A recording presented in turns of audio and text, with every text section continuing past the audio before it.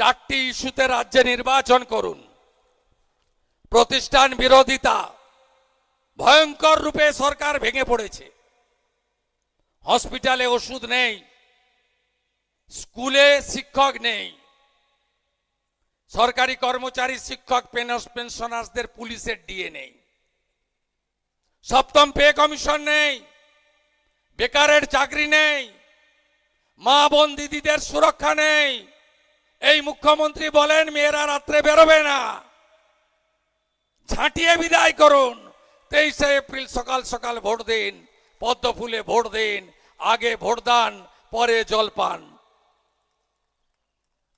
আজ সমস্ত অত্যাচারিত মহিলারা মোদিজিকে নেতা মেনে বিজেপিকে প্ল্যাটফর্ম হিসেবে বেছে নিয়েছে।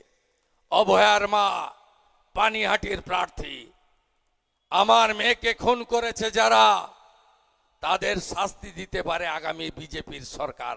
আমার কথা নয়, আরজি করে ডাক্তার বোনের মায়ের কথা। সন্দেশখালীর প্রতিবাদী মুখ রেখা পাত্র হিঙ্গলগঞ্জে বিজেপির প্রার্থী, গামদুনির প্রতিবাদী মুখ টুম্পা কয়াল বিজেপির প্রার্থী, বিজেপির নেত্রী যোগ দিয়েছেন।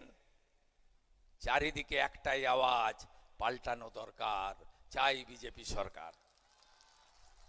সবাই বলছে পাল্টানো দরকার, চাই বিজেপি সরকার। মুখ্যমন্ত্রী হেলিকপ্টার দেখিয়েও লোক হচ্ছে না, সিভিক ভলেন্টিয়ার্সকে জামা ইউনিফর্ম খুলিয়ে গেঞ্জি পরিয়ে বসিয়েও চেয়ার ফাঁকা। আমার তো এখানে আসার কথা 5টায়, এসে গেছি 4টায়। হেলিকপ্টার ওয়েট করছে, বাগডোগরায় থেকে নিয়ে যাবে, 7:30টায় ভবানীপুরে আবার আমাকে ঢুকতে হবে।